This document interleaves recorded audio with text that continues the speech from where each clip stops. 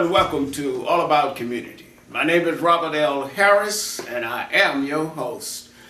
I was just thinking the other day how lucky we are here in the Bay Area to have a transportation system that can take us almost anywhere we want to go. And I said, we need to educate our community more on the importance of Bart. You ever heard of Bart? Bay Area Rapid Transit District. With me is Rebecca Saltzman, who is the president of the board. Now, you can't get any higher than the president of the board. And what we're going to talk about is Bart. Rebecca, welcome. We're delighted to have you. Thank you. Happy to be here. Good. Tell us a little bit about your background, educational background, how you got to Bart, and I guess you must be a politician since you were elected. I believe you elected in District 3 here in the Oakland area. Tell us a little bit about that. Yeah, well, I've been a transit advocate for a long time. I care deeply about our transportation systems. I grew up in Los Angeles where I was very car dependent, and they're still car dependent down there. Yeah, they're working on it though. And when I moved up here, I went to UC Berkeley and started taking the bus and BART everywhere. Shortly after college, I got rid of my car, so I'm... You don't have a car? Now my wife and I have a car, but we have one car, and she's driving it to work every day, so I usually am getting around by BART. I bet you came here today on... She came to the studio today on Bart. Now, isn't that really, really something? So I care a lot about transportation, and I've been following Bart for a long time, as well as AC Transit, and of course what's happening in Oakland. And when a Bart seat opened up about 5 years ago, some friends encouraged me to go for it and to run for the seat. So Was that your first time running for public office? And yeah. You won on your first time? I did. It was hard, but I got out all over the district. The districts are very large. They're about the size of assembly districts. So I represent 8 cities and 2 counties. And so in both of my campaigns, I got out throughout the district and talked to a lot of voters about what they wanted to see happen at BART. How did you end up being president of the board? You know, we do a rotation every year, and it's a little complicated process by county. So the area I'm in was up, and I decided to go for it and became president this year. Tell us a little bit about the board structure of BART, its jurisdiction, and then I'll ask you some questions about the management of BART, how that function works. So the BART district is 3 counties. It's Alameda, Contra Costa, and San Francisco, and there are 9 board members from throughout those 3 counties, and those get redistricted every 10 years, just like all of the other elected seats. BART has, of course, since expanded, and we now have stations in San Mateo County, and soon we'll have stations in Santa Clara County, but we have kind of other relationships with them, and they're not technically part of the district, so that's how it works. How do they get to become part of the district? You started out in these 3 counties, and now you're in other counties, and I know when they started out, I had to pay a lot of tax money to help get started, etc., and now they're just jumping in for free? Well, there have been agreements set up with the other counties. So there was an agreement set up with San Mateo County many years ago when the extension happened there. And then with this extension that's coming online in Santa Clara County, they've actually passed multiple ballot measures there so they can pay into the system, both for constructing the system and then for operating and maintaining it. The BART district was created by the state legislature under the BART Act. So for them to actually become part of the BART district, there would have to be an act of legislation to make that happen. And you go San Francisco International Airport, so if a person is going wherever, needs to go to the airport, they don't have to worry about the Bay Bridge, San Mateo Bridge, or any bridge. Just jump on BART, right? Yeah, it's easy to get to the San Francisco airport and the Oakland airport as well. Now, how far down have we extended towards San Jose? So right now there's construction happening. The Warm Springs station, which is in South Fremont, the construction is completed and there's just testing happening, and that should open later this year. And then Santa Clara County is starting to build the extension to Milpitas. That's expected to open next year in 2018. And then they just passed another ballot measure in Santa Clara County, and they're doing the planning right now for getting BART all the way to downtown San Jose. So I could jump on Bart right here at the Coliseum station and end up downtown beautiful San Jose? Yes, Or people- that'll be several years out, but it's coming. It's in And the that's a good plans. thing, because then they can jump on Bart and come to downtown beautiful Oakland. Mm-hmm. Now tell me a little bit about the management there. How's it structured? Do you have a CEO or whatever? You know, somebody's running it. There are lots of people running it, but at the top there's Grace Krunikin, who's our general manager. She's appointed by the board, and there are actually 4 other board-appointed officers who are appointed directly by the board. So that's our general counsel, our controller treasurer, our independent police auditor, and our district secretary. So they all have people under them, but the kind of operations and the day-to-day, most of BART is under the general manager. And then essentially everybody reports to the general manager, then the general manager to the board, is that correct? Yes. Now, how many employees do you have at BART? I couldn't give you the exact count right now, but it's over 3,000 employees. So 3,000. there's a lot of folks at BART in various different types of work. So we have the people running the trains and out in the stations. Those are the people you really see. There's the folks who clean the stations and the cars.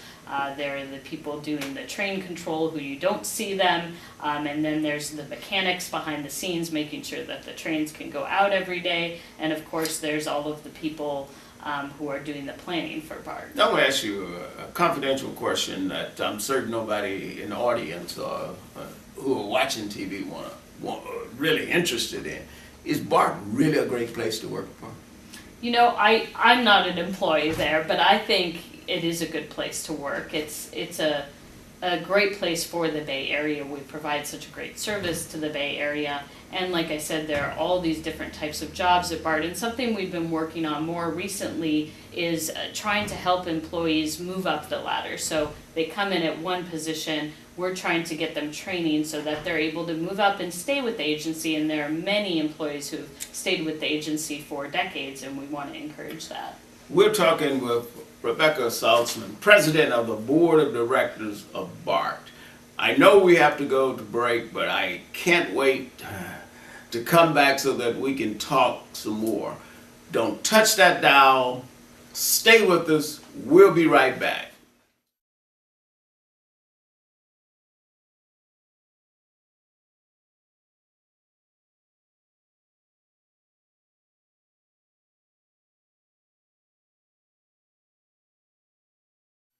Hello and welcome back to All About Community. Again, my name is Robert L. Harris and I am your host.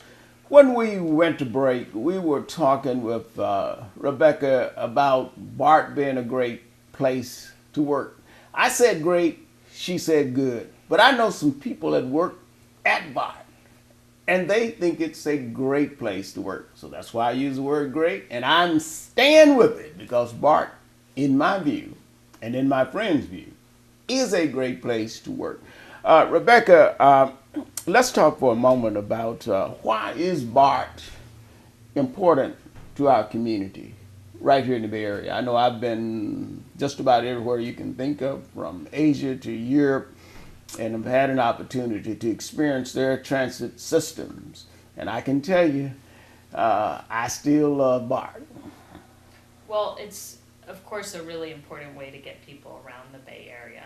Our highways are very congested, and BART every day, just in the Bay Bridge corridor, we're taking more people across the Bay than the Bay Bridge is during the peak hours. So you can imagine. That's a big change. It didn't used to be that way. No, it's grown really rapidly. Right now, we're carrying on a weekday about 430,000 riders a day. So if you can imagine what would happen if all of those riders got in their cars.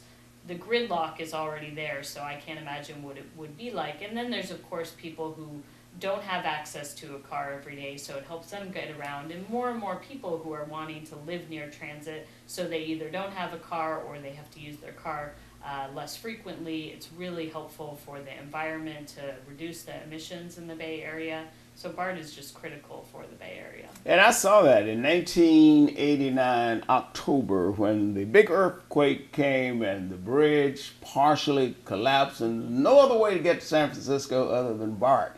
And that was interesting because people quickly figured out if I want to go to San Francisco, I've got to get on BART. And as I understand it, a lot of people continue to ride BART thereafter, and that really helped. Maybe that was divine intervention. I don't know, but it doesn't matter. It certainly helped to spur the ridership on BART. Now, how is BART financed? Let's talk a little bit about how does one get a better understanding of how BART operates financially? Taxes, obviously some fares and stuff like that. So we have two budgets at BART, our operating budget and our capital budget. And for the operating budget, most of the operating budget is covered by fares. So about 75% of the operating budget is covered by fares, which is the highest fare box recovery ratio in the whole country. And then the rest of the operating budget is covered by a variety of other sources like parking fees, advertising, other revenues, some of the small revenue but growing revenue we get from developments at BART stations, and then some taxes in the Bay Area. Well, let's talk about before the taxes. We want to come back to taxes. You're talking about development at BART stations. Let's talk about what does that mean and what does that entail? I know here at the Coliseum something is going on in terms of development there, and I guess Fruitvale and I believe MacArthur BART, etc. Yep. Help the audience understand what's that's all about. So BART for many years has pursued mostly housing development at stations, although more and more mixed-use developments, and we're looking to do more office developments at BART stations.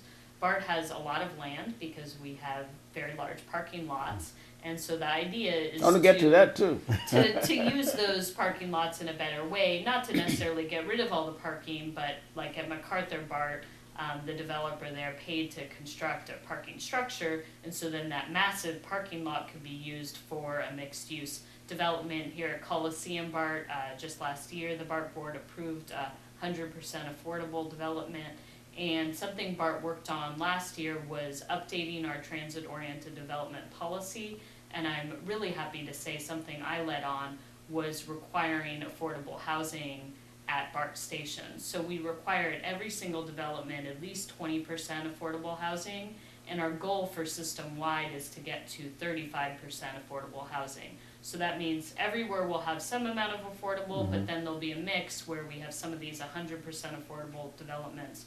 So we're really trying to pitch in for the Bay Area. We're in a housing crisis right now. So you have both market rate and affordable housing, so Yep. that a diversity of people can live close to BART and enjoy the benefits of BART. Yeah. Well, makes sense to me. Before I interrupted, you were about to explain how the taxing aspect of this works. Tell us about that. Yeah. Because I pay taxes. Sure, we all do. And so part of taxes locally go to BART for the operation and for the capital budget. And then the capital budget is funded from a bunch of different sources. So there have been federal grants, state grants, regional grants, and then of course all of the tax funds. So really for any BART project, people often ask me, how is this being funded? And they expect maybe one fund source, and we have maybe 10 to 20 fund sources. I think this is what's happening with transit agencies around the country. You kind of find the money where you can.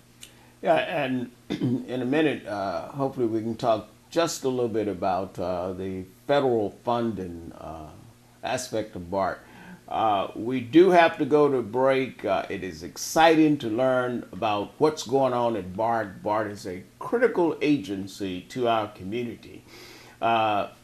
Don't touch that dial. Don't touch that remote. We will be right back talking with Bart.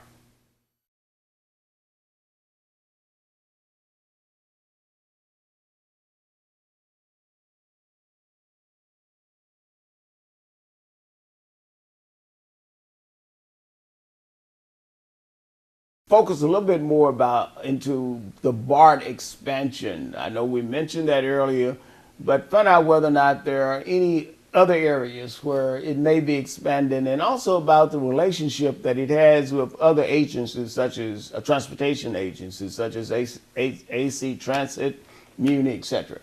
Rebecca? So Bart, right now, like I mentioned before, we're building the extension of Warm Springs and then San Jose, and then on the other side of the system, we're expanding out into East Contra Costa County. So right now, the system ends out there at Pittsburgh Station. There will be stations, another station in Pittsburgh, in downtown Pittsburgh, and then another station in Antioch. So it would be stopping downtown Pittsburgh.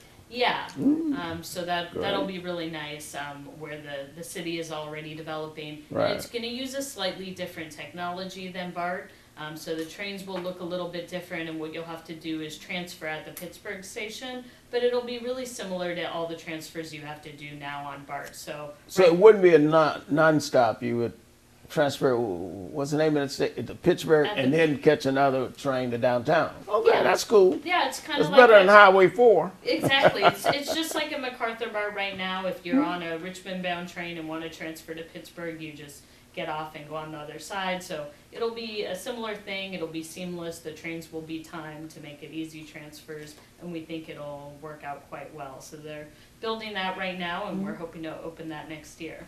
Good. Now, what about Muni? How does that relationship work with Muni, AC Transit, and other agencies, I assume, down towards San Jose? Yeah, BART connects with a lot of different bus agencies, including some bus agencies from other counties that connect into BART stations. So there are bus agencies that are running from Solano County, for example, and coming down to the El Cerrito del Norte station and connecting with BART that way. So BART works with all the different bus agencies, and we have a more formal relationship that we've recently restarted with AC Transit. When I got on the board, I asked for us to restart a committee between BART and AC Transit. We have 3 board members from each board that meet every other month and talk about projects we can work on together to try to make the ride more seamless for riders who are using both systems. And we're looking to start similar committees with the bus agencies in Contra Costa County as well as in San Francisco. What about BART overcrowding? Yeah, it's a big issue. I mean, right now, our problem is our success. So we have so many riders. Be careful what you ask for, you may get it. Passengers. Exactly. So we have more riders than anybody had ever predicted. And it came quite quickly after the recession ended. BART ridership just skyrocketed, and it keeps growing. The growth has slowed a little bit recently, but there's still a lot of riders, and you can feel it during the peak hours. So right now we're running every train that we can run. During the peak hours, 90% of the trains are running, and the rest are either in maintenance or on reserve for emergencies. So what we really need is new cars. And when are you going to get the new cars? And tell us about those new cars. Yeah. I know they're going to be 21st century, aren't they? They're really fantastic. I've been in the new cars. We have the first 10 cars, and we did open houses of them throughout the Bay Area over the fall, so riders could see them. They have 3 doors on each side, so that will help with the loading and unloading, because right now there's just 2. So you get on at a busy station. It takes a long time for people to get on and off those trains, so that'll make it quicker, and it'll spread people out throughout the train cars. The floors and the seats are very easy to clean. There's also digital signs both on the outside of the cars and on the inside of the train cars. Instead of the static maps you see now, there'll be digital screens of the maps. They'll show what station you're at, which direction you're going. There's a lot of upgrades coming. We're testing those first 10 new cars now, and once the testing is complete, those will go out into service later this year. And then the rest of the production of the 775 cars we've ordered will start. So with I believe you said it was 15 new cars? We have 10 right now. 10 new cars. Then that will be added on to the one. You won't take 10 out and put, so it'll be an additional 10. So that will help. Yeah, the plan is ultimately to retire the fleet we have now because it's quite old. Some of the cars are the original cars that have just been rehabbed. But at first, we're just going to add on the new cars, and it'll be probably a few years before we start retiring some. That's smart. I'm glad you're doing that. Now, were all these people overcrowded on BART? How safe is it? What about the safety aspect of that? Crowds and crowds of people there. And then I suspect there are some people who on BART don't have the right intentions. So how do you deal with those kinds of situations in an overcrowded BART? Sure. Well, unfortunately, in cities all around the Bay Area, we have crime. Fortunately, Bart, crime has been going down, but it is still an issue. And sometimes, even if there isn't crime, there's issues of people not feeling very safe because they're in a crowded area. So we are working on that. We have hired more community service officers, so they're in the police department, but they're non-sworn police, to patrol the stations and the parking lots where a fair amount of the crime that does occur on Bart happens in the parking lot, so car break-ins, things like that.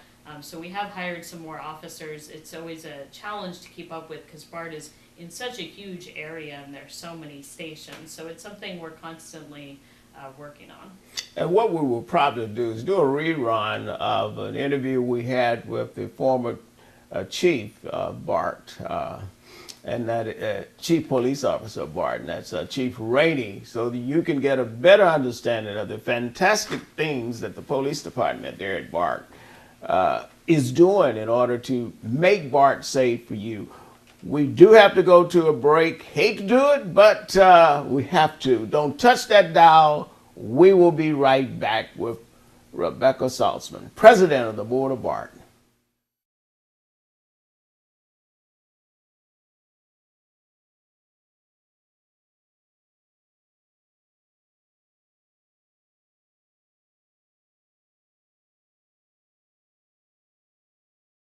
Hello and welcome back to All About Community. Again, my name is Robert L. Harris. I am your host. When we went to break, we were talking, as we have been doing this entire show, with Rebecca Saltzman, the president of the board of directors of Bart.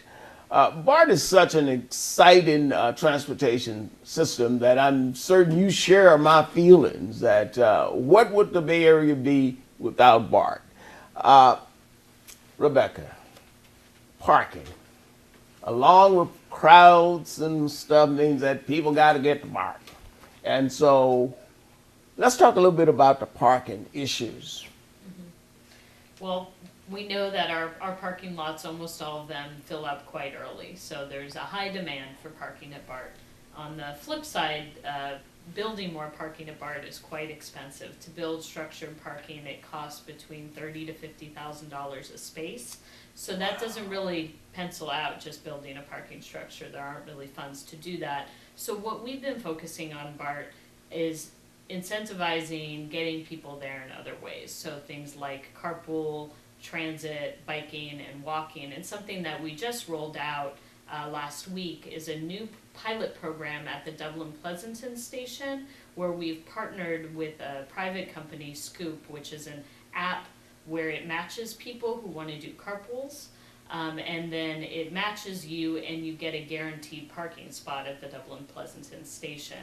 And in the first week of doing it, about 50 people used it and over 90% of them were matched. So we're hoping that that grows, and if it works out there, we're planning to do that at all of the BART stations. So that way, one parking spot, there are 2 or 3 people coming to it instead of one person. We can really maximize the spaces, reduce the amount that people have to drive, and make it more efficient. And then we're putting in significant funds to upgrade the biking and walking facilities to BART stations and working with the neighboring cities. It seems like we can't put in enough bike parking. Every time we add bike parking at a station, it fills up just as quickly as our car parking lots fill up. So that's a big demand too. So we're really trying to balance and get people in there in different ways and open up those parking spaces for the people who really have to drive. Well, that's good. And I know earlier we mentioned a reference federal funding, and I forgot to get back to that. How does the federal government, with our federal taxes, fit into this BART system? A lot of the federal funds are for the big projects, so things like extensions, things like that. So most of the funding that BART gets is actually locally from local taxes. Not a in lot. terms of for the day-to-day, and again, Okay, when for they're- day-to-day when operation. when they're big projects, and this is true for a lot So of federal transit is mostly agencies. for capital improvement. Mostly. But the operating fund comes from the ridership. And speaking of that, what about discounts for senior citizens, for students? I know some of our people out there are senior citizens. I'll be one day if I'm not already. And then there are lots of students. How do they take advantage of discounts, assuming you have them? Yeah, there are discounts for seniors. It's 62.5% discount, so it's a really substantial discount. And it's the same discount for children who are 12 or under. So that's a pretty substantial discount. The Bart board has been talking recently about increasing not the amount of the discount, but the amount of people who could get the young person discount. So right now it just goes to 12. Immunity AC Transit, it goes So high to school 18. students don't get a discount? Well, there's a separate program, but what we're talking about is just having the youth discount go all the way to 18. So that's something we've just started discussing and are just starting to study, but we're looking to do in the future. There is a separate program for students who are over 12. But it's a program where you have to get the discounted pass through your school. If you know how to do it and your school is participating, it works well. But we know that it doesn't work for everybody either because they just don't know about it, or their teacher doesn't know about it, or the school's not participating. So we're trying to think of more streamlined ways to get these passes out. So that's communication, and that brings me to what I really want to talk about in the last few minutes here would be community relations. So that's part of community relations, relating to the community. Can you tell me about Bart's community relations? I'm certain it does something. Oh yeah, we're out there in the community quite a bit, and it's a large community to reach out to. But there are staff going out to various community groups and doing presentations. Bart board members are doing presentations leading up to the Bart Bond, which we just passed this November, Measure RR. Yeah, I voted for it. Thank you for doing that.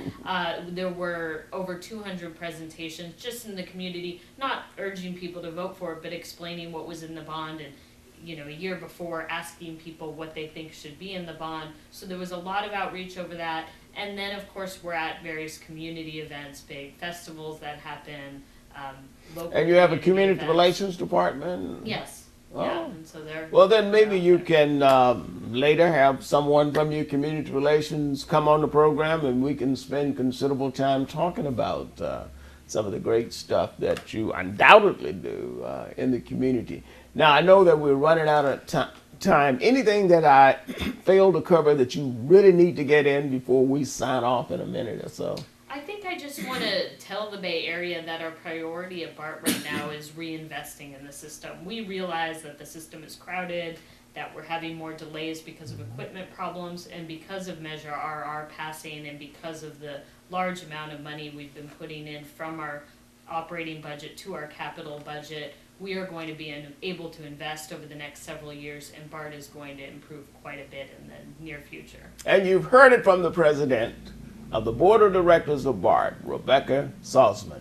BART is going to continue to improve, continue to be a very valuable part of our community. I wish we had more time, but we don't. Again, my name is Robert L. Harris. I am your host, and this is All About Community. No matter what we do, no matter what we say or how we say it, in the final analysis, it is always going to be about community. Thank you for joining us, and thank you, Rebecca. Thank you.